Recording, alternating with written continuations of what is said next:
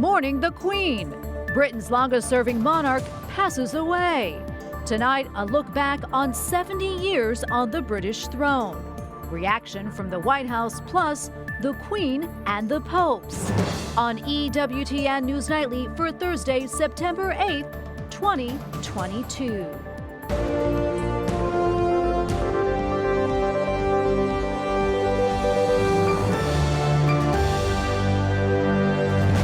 Thank you so much for being with us tonight on this feast of the birth of the Virgin Mary. I'm Tracy Sable.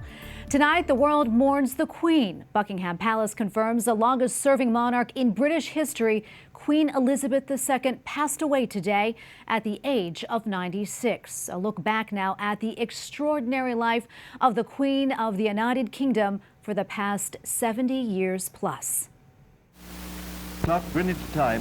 December 1936. A great country of the world. A moment that forever changed a young girl's life. Large sports section. After ruling less than a year, King Edward VIII abdicated the throne to his brother. A new reign began in Britain as the Duke of York was crowned King George VI. Making King George's eldest daughter, then Princess Elizabeth, known as Lilibet to the family, next in line to the throne. 10 years later marked a marriage. Princess Elizabeth married Philip, the present Duke of Edinburgh. The couple welcomed a baby boy, Prince Charles, in 1948, and a daughter, Princess Anne, nearly 2 years later. Two more sons, Andrew and Edward, would come later. Then, the 25-year-old princess got the news. The shadow of death hovered over King George of England as these last pictures were made. Her father's reign lasted only 15 years. Once a princess, suddenly a queen. The hopes and hearts of England and the Commonwealth went out to a young queen. In 1953, Queen Elizabeth II was crowned. Her husband, who was later granted the title of His Royal Highness the Prince Philip, Duke of Edinburgh, was the first peer to pay his respects at the coronation, the first to be broadcast live on television. A story of a queen who wrote bright pages in the story of the year.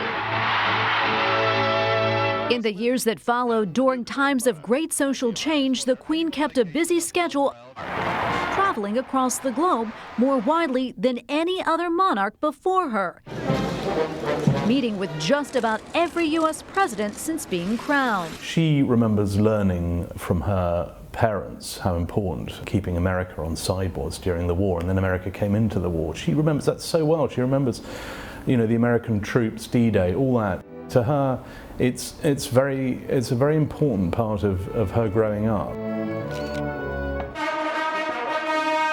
With no political power, the Queen wielded the influence of a figurehead. In her private life, things weren't always easy. Her 40th anniversary on the throne marred by separation, divorce, and estrangement in her children's marriages, and a fire at Windsor Castle.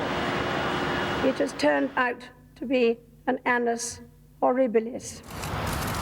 Then, in 1997, the death of the People's Princess.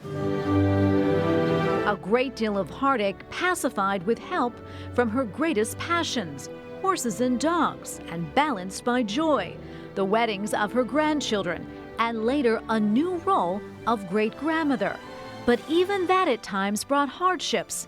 At the beginning of 2020, Buckingham Palace announced that Harry and Meghan, the Duke and Duchess of Sussex, were no longer working members of the royal family. Through it all, Prince Philip was, in the Queen's words, the strength and stay of her reign.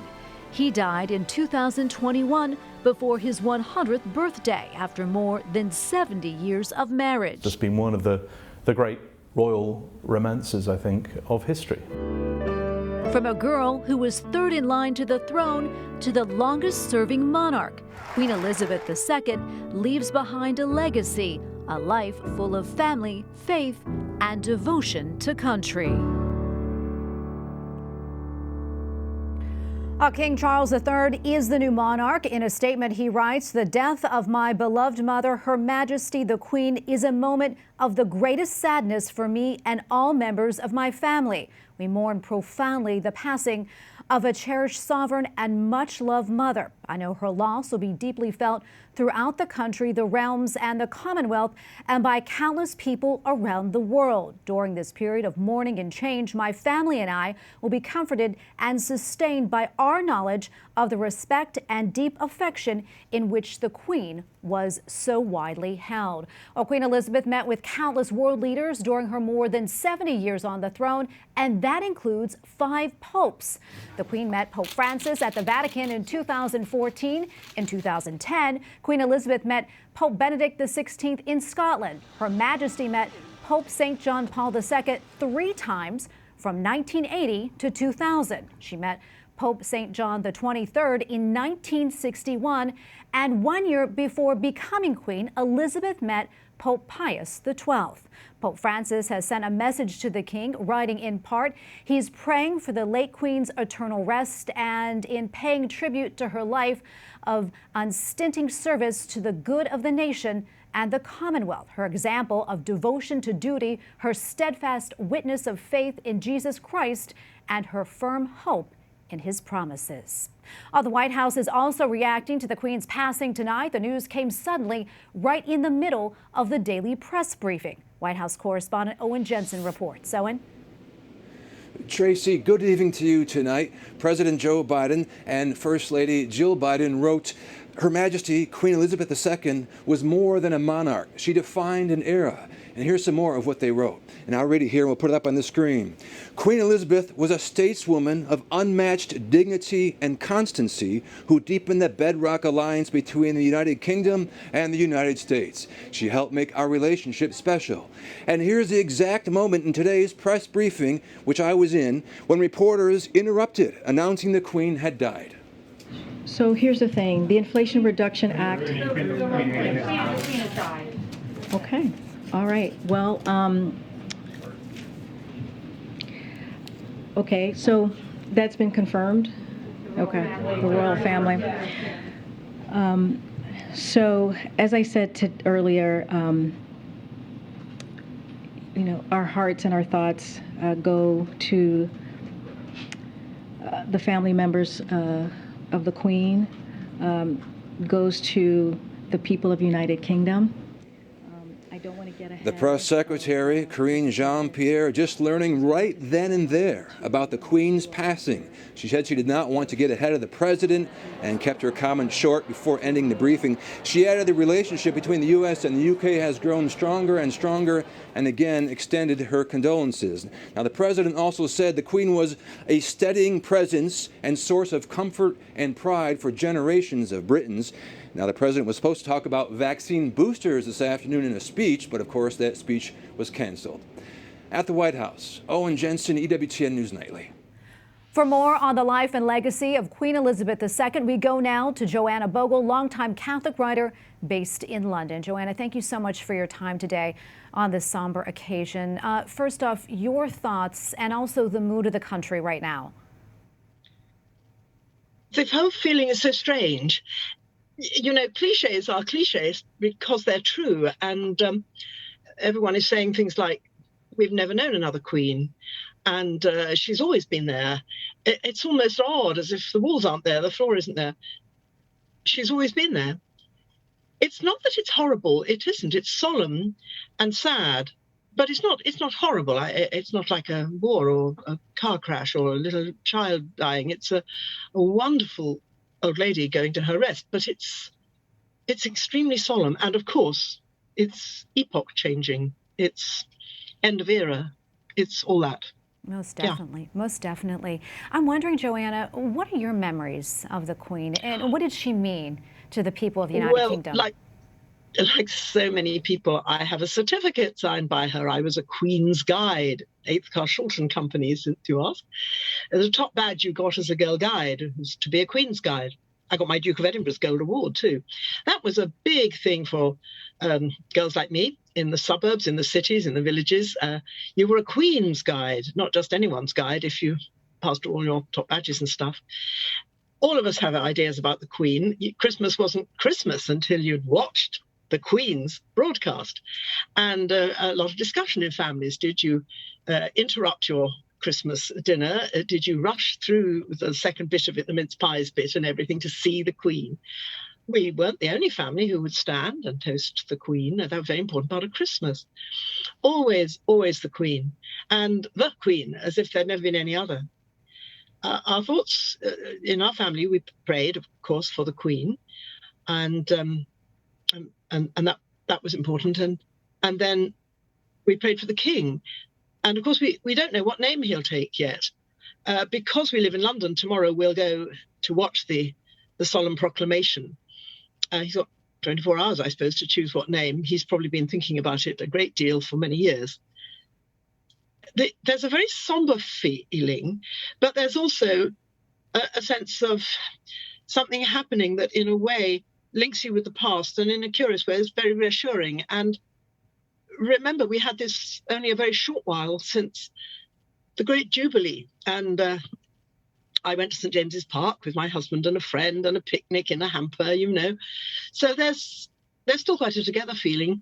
And part of the strangeness, too, is the quite extraordinary thing that our new Prime Minister, who's, of course, never known anybody but this Queen, but was already, you know, when she was born, the Queen was already old and so on. She only the other day went. Extraordinary. It's extraordinary. She went to Balmoral. Extraordinary. Joanna, we're running out of time, but I quickly want to touch on this. I know the Archbishop of Canterbury put out a statement saying, in part, quote, as a faithful Christian disciple and also Supreme Governor of the Church of England, she lived out her faith every day of her life. Quickly, Joanna, can you talk about the Queen's faith, how important it was to her, and how it sustained her? The Queen's Christian faith shone. Every Christmas she would mention it, not just once in passing, not in a cliche, but because she believed it. I remember one year she read from her rather worn prayer book. When she came to Westminster Cathedral, our Catholic cathedral in London, for its 100th anniversary, we all loved it. I got all choked singing God Save the Queen. Lots of us did. But the thing we remembered is she didn't need to look up the words of the hymns. You know, we had one of those order of service things. And she was just singing and singing without looking down. She knows her prayers. She knows the hymns. God Save the Queen. And now, God Save the King. Absolutely, Joanna. Thank you so much for taking the time to speak with us and share your memories with us. We appreciate it. God bless you. Coming up, why a former news anchor from Phoenix is running to become governor of Arizona. Plus, discussions about the synodal path in Germany resume amid concerns.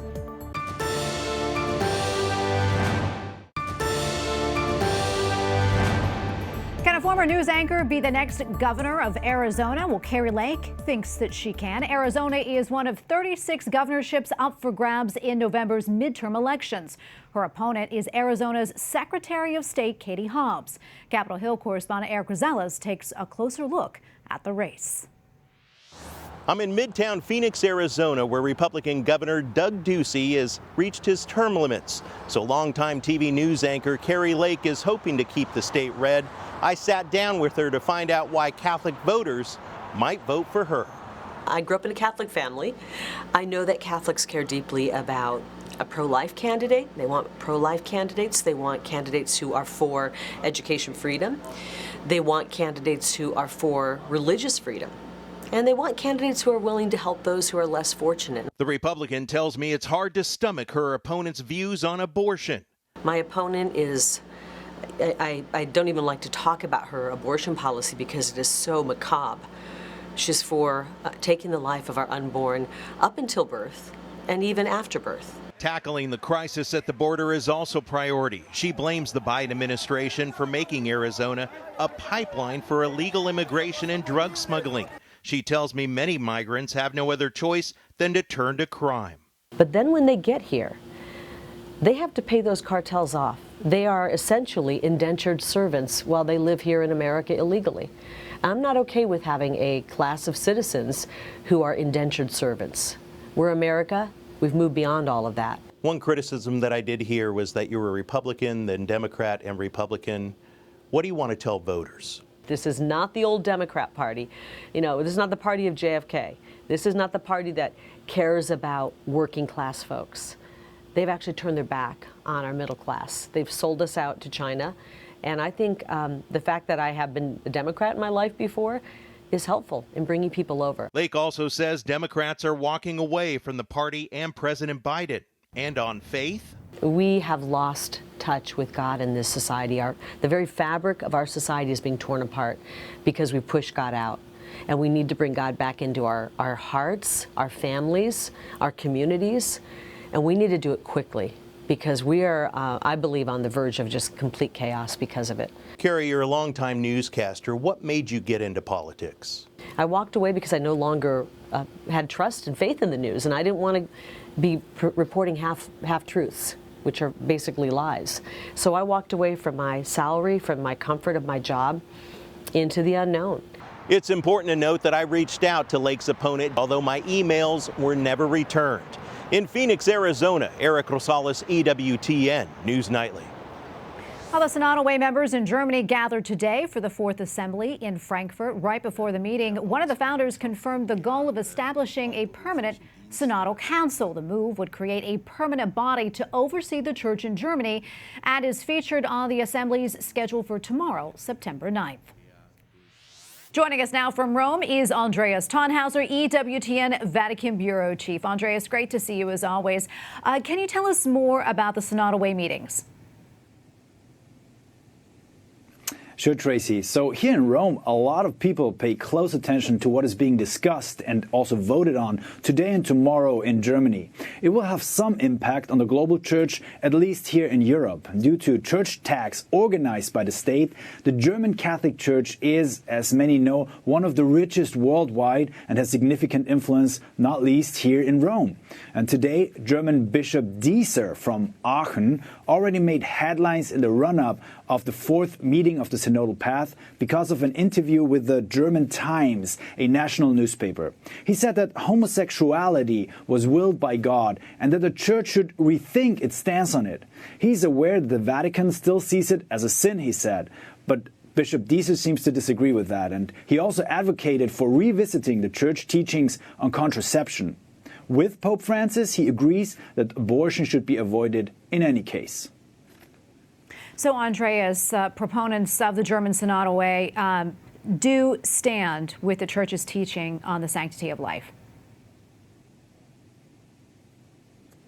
Well, Bishop Dieser said that abortion should be avoided at all costs. However, the head of the German Central Committee for Catholics and the co-chair of the Synodal Path, Dr. Irma Stetter-Karp, said in an interview a few weeks back that abortion should be made available to every German woman. Today, during this opening press conference, she relativized the statement and said that she claimed to have said this under the impression of the Roe v. Wade ruling, which she opposes. Tracy, there's a good chance that in the next 2 days we see the German bishops and Synodal Path members casting a vote against church teachings in the area of human sexuality. The main representatives of the Synodal Path and chairman of the German Bishops' Conference, Georg Betzing, said that today he's aware of the criticism the Synodal Path received from the Vatican. He rejected so-called public denunciations of critics and invited the members of the Synodal Way to use their contacts in Rome to present a positive image of the ongoing discussions in Germany. And in November, the German bishops will be here in Rome for their ad limina visit. Of course, the Synodal Path will be a big topic, and also because it coincides with the Global Synod of Synodality, which we have reported on recently. And Andreas, before I let you go, Pope Francis has weighed in on the situation in Germany. Quickly, can you tell us a little bit more about this? Yes, absolutely. So Pope Francis has made clear in several statements that he does not see and does not wish to see a, and I quote, second evangelical or Protestant church in Germany, alluding to topics such as women's ordination to the priesthood or blessings of same-sex unions. Many cardinals and bishops around the world distanced themselves from the German Synodal Path, amongst them also the Cardinal of Vienna, Christoph Schönborn, and Cardinal Walter Kasper. The latter is a German cardinal who has been a key advisor to Pope Francis on matters of the German Church. He indicated that the Synodal Path is headed in a direction inconsistent with Catholic moral teaching. Well, Andreas, thank you so much for that report today. I always appreciate it. Andreas Thonhauser, EWTN Vatican Bureau Chief. Thank you again. Up next, what a new report says about attacks against pro-life Americans after the overturning of Roe v. Wade. Plus, baptismal joy. A baby's giggle brings happiness at the font.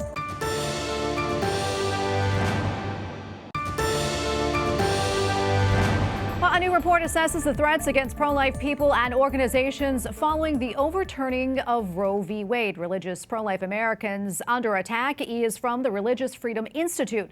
The group commissioned a former FBI counterterrorism and intelligence expert to assess crimes against pro-lifers. The expert also outlined the prospects for future attacks and how the government and local officials should be responding.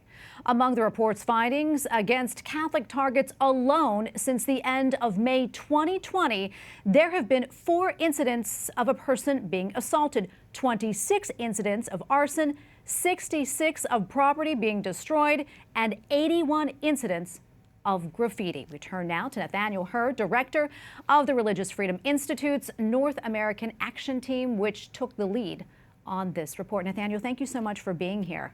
It's good to be with you. So let's talk a little bit more about this report and why you all decided to commission it. What struck us was, one, just the volume of the attacks.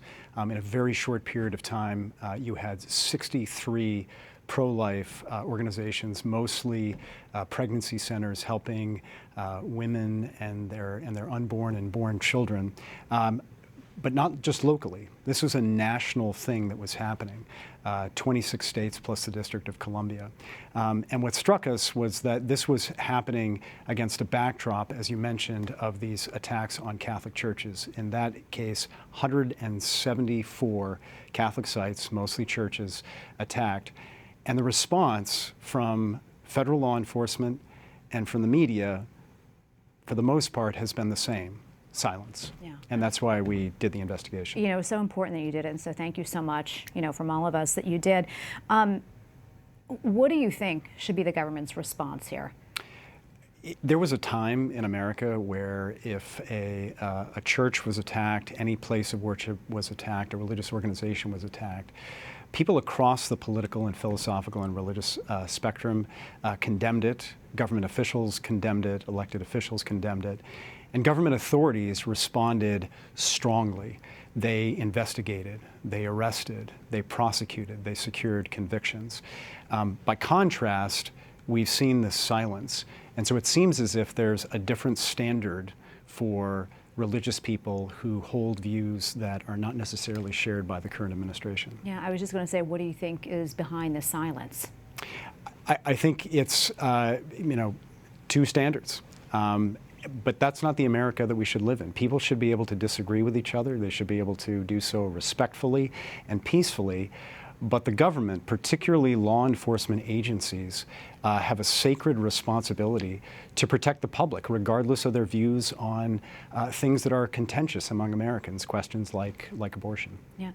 What do you hope comes from these findings, going forward with this report?